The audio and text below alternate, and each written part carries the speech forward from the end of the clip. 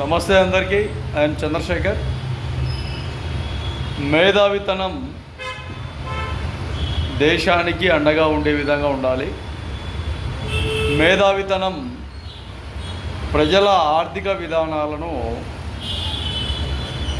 ప్రభుత్వంతో ప్రశ్నించి కొట్లాడి ప్రజలకు అండదండగా ఉండే విధంగా మేధావితనం ఉండాలి.